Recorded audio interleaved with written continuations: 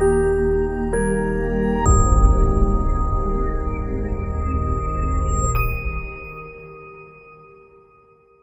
नमः दोस्तों। तो वन शॉट सीरीज़ में हम लोगों ने लास्ट वीडियो में देखा, समास के बारे में हम लोगों ने जाना पढ़ा, और आज हम लोग इस वीडियो में देखने वाले हैं अव्यय पदानी के बारे में। तो चलिए शुरू करते हैं अव्यय पदानी।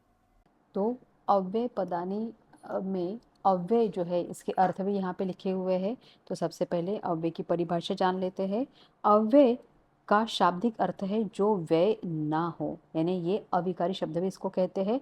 और इसमें विकार या परिवर्तन न आए ऐसे शब्द जिनके रूप में लिंग, वचन, कारक, काल, पुरुष आदि के कारण कोई परिवर्तन नहीं आता है तथा सदैव वो अपने मूल रूप में बने रहते हैं, उन्हें अव्यय या अविकारी शब्द कहते हैं। तो ये हो गई इसकी परिभाषा। अभी बोर्ड्स ने निर्धारित किए हुए जो 10वीं कक्षा के लिए अव्यय है वो सारे मैंने यहाँ पे आपको स्क्रीन पे दिख रहे होंगे। आप चाहे तो इसका स्क्रीनशॉट निकाल सकते हैं, और इसमें वाक्य में प्रयोग भी बताया गया है। जैसे इव मतलब ही, मातृभूमि ही माता इव भवती, यानी मातृभूमि माता की जैसी होती है।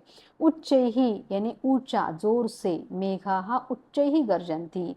तो बहुत बार क्या होता है कि हम लोगों को अव्ययों का अर्थ पता नहीं होता है, इसलिए हम लोग उसमें गलतियां कर बैठते हैं, और अव्यय भी आपको 4 मार्क के लिए आता है। तो इसमें आपको ध्यान रखना है कि आपको उसके अर्थ पता होना, इसके मीनिंग पता होना जरूरी होता है। एव इसका मतलब होता है ही, यानी सत्कर्म एव करणीयम, यानी सत्कर्म ही करना चाहिए, अच्छा कर्म ही करना चाहिए। नूनम यानी निश्चय ही। सह नूनम मातरम सेवते, यानी निश्चय ही वो माता की सेवा करता है।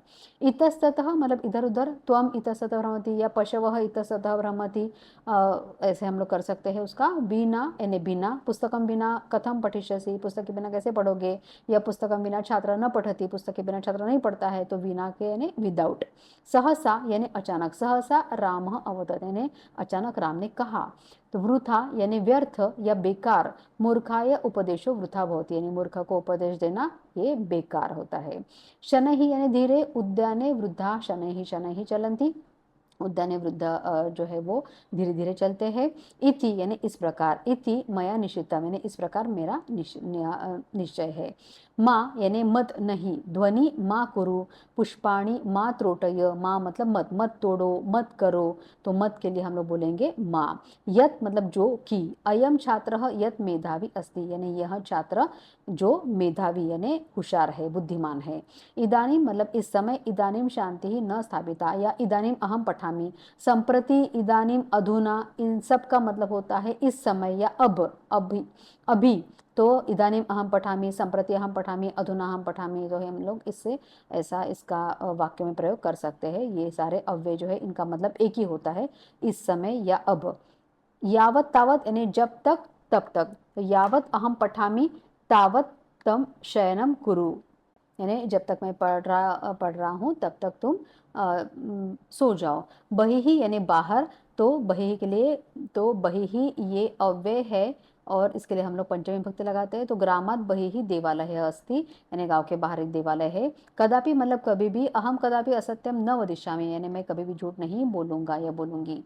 च मतलब और, रामः श्यामः च विद्यालयं गच्छतः, राम और श्याम विद्यालय जाते हैं। अपि मतलब भी, तो इसका है त्वम अपि पठ, यानी तुम भी पढ़ो, ठीक है। उसके बाद आता है पूरा यानी पहले, तो पूरा अशोकः नामः नृपः आसीत, यानी पूरा अशोक पहले, बहुत पहले अशोक नाम का राजा था। तत्र मतलब वहां, तत्र एकम मंदिरम अस्ति, आसीत यानी वहां एक मंदिर था। अत्र मतलब यहाँ, अत्र आगच्छ, कुछ कुछ अव्यय जो है वो युग्म अव्यय जिसे कहते हैं, जो सदा साथ में रहते हैं, जोड़े में रहते हैं। जैसे यथा, तथा, अत्र, तत्र, यदि, तरही, तो ये सारे जोड़े में रहते हैं, यानी आपको एक दिया रहेगा और दूसरा आपको हेल्प बॉक्स में दिया रहेगा, तो इस तरीके से आपको उसको पूरा करना होता है। जैसे यथा तथा यहाँ पे है, जैसे वैसे, यथा कर्म तथा फल, यानी जैसा कर्म वैसा फल। यथा राजा तथा प्रजा, यानी जैसा राजा वैसी प्रजा, इस तरीके से हम लोग उसको यूज कर सकते हैं। कदा यानी कब, सह कदा गृहम कदा गच्छति, यानी घर कब जाता है, तो कदा यानी कब। अद्य मतलब आज, अद्य मम जन्मदिवस अस्ति, यानी आज मेरा जन्मदिन है।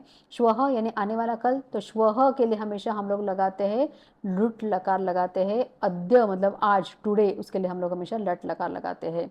तो श्वः यानी आने वाला कल, तो श्वः शनिवासरः भविष्यति यानी कल शनिवार होगा। परश्वः यानी परसों, जो आने वाला है, तो परश्वः बुधवासरः भविष्यति यानी परसों बुधवार होगा, यानी डे आफ्टर टुमारो जिसको हम लोग बोलेंगे। यह यानी बीता हुआ कल, यह शुक्रवारः आसीत् यानी कल शुक्रवार था। परह्यः यानी बीता हुआ कल, डे बिफोर यस्टरडे जिसको हम लोग इंग्लिश में बोलते हैं। तो परह्यः गुरुवासरः आसीत् यानी परसों गुरुवार था। किमर्थम मतलब किस लिए। त्वम किमर्थम आगतः यानी तुम किस लिए आए हो। कुत्र मतलब कहाँ, त्वम कुत्र गच्छसि। यदि यानी अगर, सह यदि उन्नत वृक्षम आरोहति यानी अगर वो ऊंचे वृक्ष पे चढ़ता है। तर्हि या तब या तो, यदि त्वम श्रम करिष्यसि तर्हि त्वम सुखेन वससि यानी अगर तुम परिश्रम करोगे तो ही तुम सुख से रहोगे। तो इस तरीके से आपको यहाँ पे हम लोगों ने सारे के सारे अव्यय जो बोर्ड्स ने निर्धारित किए हुए 10वीं कक्षा के लिए हम लोगों ने मीनिंग के साथ देखे और साथ साथ में एक एक एग्जाम्पल भी हमने देखा। तो आज की वीडियो में हम लोगों ने अव्यय पदान के बारे में जाना और मुझे आशा है कि आज का वीडियो आपको अच्छा लगा होगा। और नेक्स्ट वीडियो में अभी हम लोग देखने वाले हैं अशुद्धि शोधन यानी वाक्यम शुद्धम कृत के बारे में।